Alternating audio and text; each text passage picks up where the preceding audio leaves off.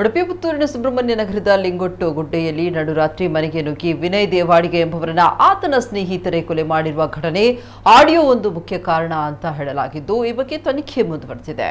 Painting ವೃತ್ತಿಯ ವಿನಯ್ ದೇವಾಡಿಗ ಮಂಗಳವಾರ ರಾತ್ರಿ ಎಂದಿನಂತೆ ಮನೆಯಲ್ಲಿ ಮಲಗಿದ್ದು ರಾತ್ರಿ 11:45ರ ವೇಳೆಗೆ ಆರೋಪಿಗಳು ಹೊರಗಿನಿಂದ ಬಾಗಿಲನ್ನು ಬಡಿದಿದ್ದಾರೆ. ಈ ಸಂದರ್ಭ ವೈಗುಂಡ ಪತ್ನಿ ಮನೆ ಬಾಗಿಲು ತೆರೆದಿದ್ದಾರೆ. ಆಗ ವಿನಯ್ ಇದ್ದಾನ ಅಂತ ಪ್ರಶ್ನಿಸಿ ಮೂವರು ಮಾರಕಾಸ್ತ್ರ ಸಹಿತ ಮನೆಯೊಳಗೆ ಬಂದು ಬೆಡ್ರೂಮ್ಗೆ ನುಗ್ಗಿ ವಿನಯ್ ಮೇಲೆ ಹಲ್ಲೆ ನಡೆಸಿ ಕೊಲೆಗೈದಿದ್ರು. ಘಟನೆ ಬಳಿಕ ಆರೋಪಿಗಳು ಸ್ಕೂಟರ್ನಲ್ಲಿ ಪರಾರಿಯಾಗಿ ಬ್ರಹ್ಮಾವರ ಪೊಲೀಸ್ ಠಾಣೆಗೆ ತೆರಳಿ ಮಾರಕಾಯುಧ ಸಮೇತ ಶರಣಾಗಿದ್ದಾರೆ.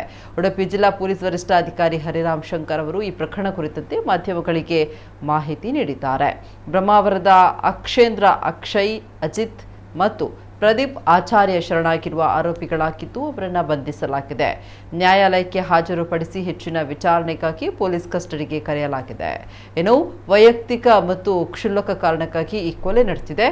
ಹಣಕಾಸಿನ ವಿಚಾರಕ್ಕೆ ಸಂಬಂಧಿಸಿ ಜೀವನ್ ಎಂಬುವರು ಅಕ್ಷೇಂದ್ರ ಮತ್ತು ಆತನ ಪತ್ನಿಗೆ ನಿಂದಿಸಿರುವ ಆಡಿಯೋವೊಂದನ್ನು ಮೃತ ವಿನಯ್ ಬೇರೆಯವರ ಜೊತೆ ಶೇರ್ ಮಾಡಿದ್ದ ಎಂಬ ಕಾರಣಕ್ಕೆ ಕೆಲವು ದಿನಗಳಿಂದ ಅವರಿಬ್ಬರ ಮಧ್ಯೆ ವೈಷಮ್ಯ ಹುಟ್ಟಿಕೊಂಡಿತ್ತು ಎನ್ನಲಾಗಿದೆ. ಕ್ಷಮೆ ಕೇಳುವಂತೆ ಹೇಳಿದ್ರೂ ಕೂಡ ವಿನಯ್ ಒಪ್ಪಿರಲಿಲ್ಲ. ಇದನ್ನೇ ನೆಪವಾಗಿರಿಸಿಕೊಂಡು ಕೊಲೆ ಮಾಡಿರಬಹುದೇ ಎಂಬ ಸಂಶಯ ಹುಟ್ಟಿಕೊಂಡಿದೆ.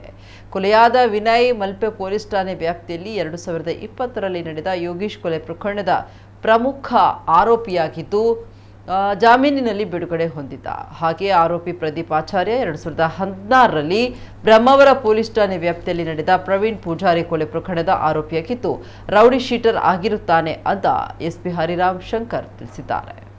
ಸುಮಾರು 11:30 ಗಂಟೆಗೆ ಉಡುಪಿ ಟೌನ್ ಪೊಲೀಸ್ ಠಾಣಾ ವ್ಯಾಪ್ತಿಯಲ್ಲಿರುವ ಸುಬ್ರಹ್ಮಣ್ಯ ನಗರ ಅಂತ ಏರಿಯಾದಲ್ಲಿ ಅಲ್ಲಿ ವಿನಯ್ ದೇವಾಡಿಗ ಎಂಬ ಒಬ್ಬ ವ್ಯಕ್ತಿಯ ಮನೆಗೆ ರಾತ್ರಿ ಸುಮಾರು 11:30ಗೆ 3 ಜನ ನುಗ್ಗಿ ಅವರನ್ನು ಲಾಂಗಿಂದ ಮತ್ತು ಮಚ್ಚಿಂದ ಹೊಡೆದು ಸಾಯಿಸುವ ರೀತಿಯಲ್ಲಿ ಕಂಡು ಬಂದಿದೆ.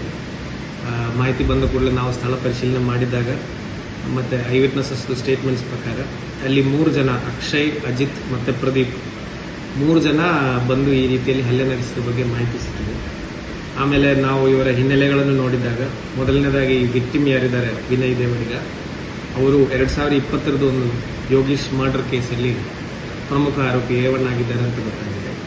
ಎರಡನೇದಾಗಿ ಈ ಅಟ್ಯಾಕ್ ಮಾಡಕ್ಕೆ ಬಂದಿರುವಂತರಲ್ಲಿ ಪ್ರದೀಪ್ ಎಂಬುವರಿದ್ದಾರೆ. ಅವರು 2016ರಲ್ಲಿ ಪ್ರವೀಣ್ ಪೂಜಾರಿ ಮರ್ಡರ್ ಕೇಸಲ್ಲಿ ಬ್ರಹ್ಮಾವರ ಪೊಲೀಸ್ ಠಾಣಾ ಲಿಮಿಟಲ್ಲಿ ರೌಡಿ ಶೀಟರ್.